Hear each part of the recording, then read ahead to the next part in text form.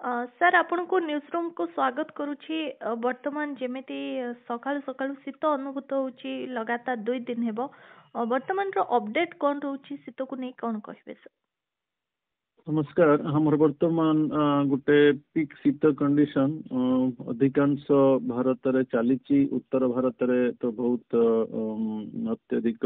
शीत लहरी और शीत कंडीशन चली बहुत घन कुहुड़ी कंडीशन भी चली तार किछिटा प्रभाव हमर केंद्रीय भारत और पूर्व भारत रे इंक्लूडिंग ओडिशा रे रहुची तेणु शीतर जो मात्राटा मते लागुची आउ 24 घंटा 24 ରୁ 36 घंटा रहिबो तापरे 5 ରୁ जो समय सीमाटा रहउची 7 मते लागुची जदियो शीत कंडीशन टा रहउची कि मात्राटा मते लागुची 5 ରୁ 7 टिके कमिबो तापरे पुणी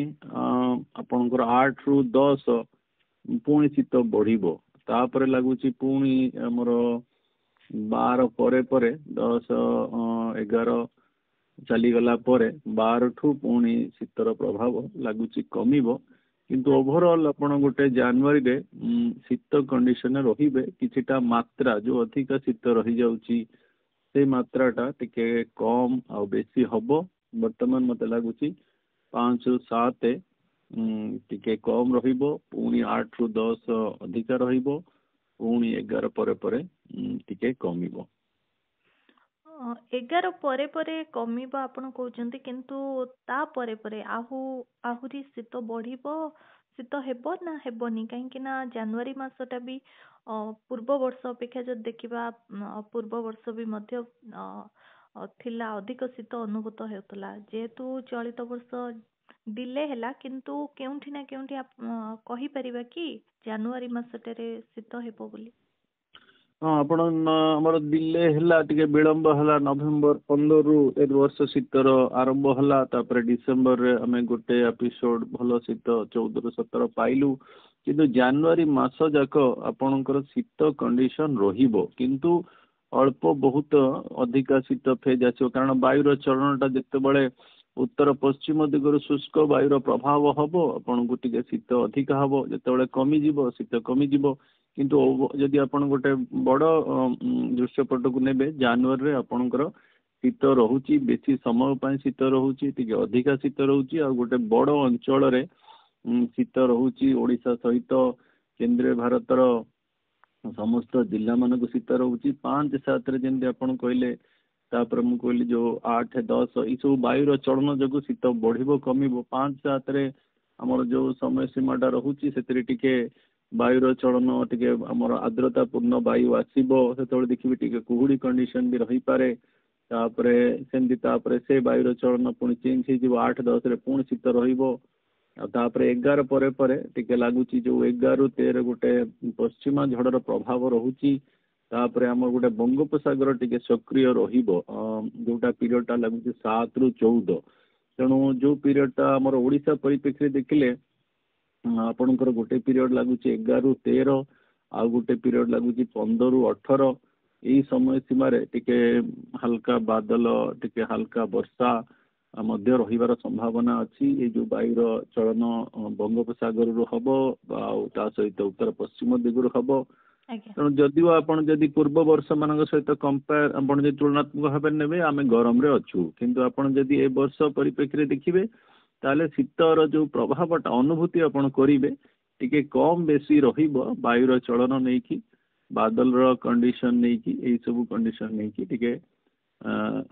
जो तापमात्रा जो सर्वनिम्न तापमात्रा टिके बढ़िबो कमिबो किंतु ओवरऑल आपण गोटे शीतर प्रभाव संपूर्ण जनवरी रहिबार मते लागुची। तेबे सर आपण जेमति कहतले 11 ରୁ 13 रे गोटे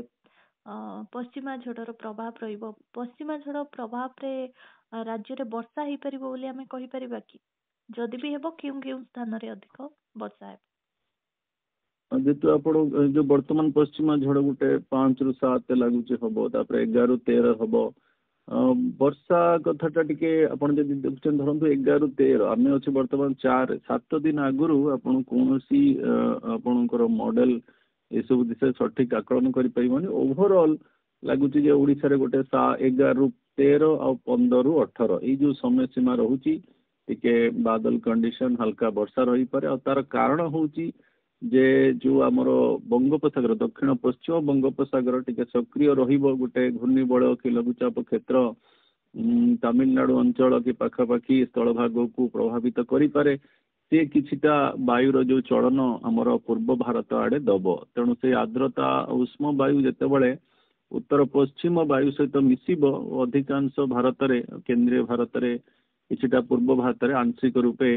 बादल कंडीशन आउ वर्षा मध्य कराइबार संभावना रहुची तेणु ओडिशा परिप्रेक्षी रखिले मत लगुच 11 13 15 18 जो समय सीमा रहुची टिके हल्का बादल कंडीशन वर्षा रही पारे किंतु केते रहिबो कोन रहिबो सेति पई आपनकु अपेक्षा करिया को पड़िबो। तेरे सर जदि कहबा आज सकाळु सकाळु देखिया को मिलुतला जे राजधानी भुवनेश्वर कथा आमे जदि कहबा तेबे केउंठी ना केउंठी आंशिक भावे कुहुडी अनुभूत हेतला ए जो कुहुडी कंडीशन क्यों क्यों जगह रे रहिबो एवं आगो को बेसी हेबो कि एने कोन कहबे। हाँ वर्तमान अपन जदि कुहुड़ी परिप्रेक्षी विश्लेषण करेंगे उत्तर भारत में बहुत टिके सीवियर कंडीशन अच्छी घन कुहुड़ी रोची बहुत विजिबिलिटी जीरो हो जाऊँगी स्थान रे कारण ताधरे कौन हुए कि आपण कुहुड़ी हेले प्रथम कथा होची स्थल भागटा ठंडा रहिबा दरकार आउ द्वितीय जिनस होची आर्द्रता पूर्ण वायु रहिबा दरकार आउ पश्चिमा झड़ किछिटा आर्द्रता पूर्ण वायु नहीं के आसे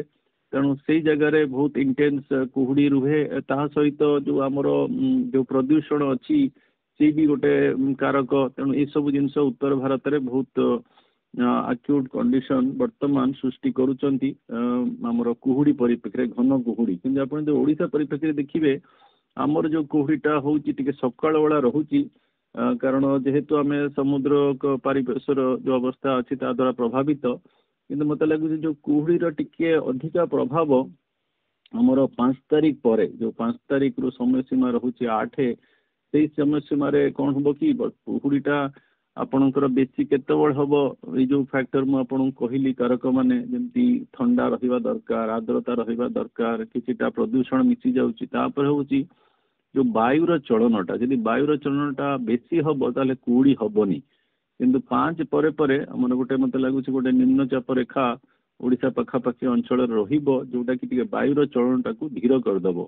आउ जेहेतु आर्द्रतापूर्ण वायु आसीबो ता सहित स्थल भाग ठंडा अच्छी तेणु 5 पर मत लगुच कुहुड़ीर जो कंडीशन जो अच्छी टिके बढ़िबार समय माने बढ़िबार टिके संभावना रहुची आउ सेटा मत लगुच 7 कि 8 पर्यंत रही पारे ओडिशा रे किंतु जो प्रभाव आम उत्तर भारत देखुचु आमर जो गांगेय उपत्यकार देखुचु से प्रभाव ओडिशा रे न रही पारे किंतु ओडिशा रे भी मत लगुच 5 पर टिके अधिका मात्रा कुहुड़ी रही पारे मोस्टली सेटा आपणकर सकाळ बेला रहिबो किंतु उत्तर भारत रे दिन सारा भी कुहुड़ी रहउची सेठिकार जो वायुमंडल परिस्थिति टिके अधिका अलगा प्रकार किंतु ओडिशा रे मत लगुच सकाळ समयटा ही टिके कुहुड़ी रहिबार टिके बेसी संभावना रहउची आ 5 पर टिके बढ़िबार मध्य संभावना रहउची। आज्ञा 5 पर कुहुड़ीर संभावना बढ़िबा पई लागुची तबे बहुत बहुत धन्यवाद सर आपन को आलोचना पे।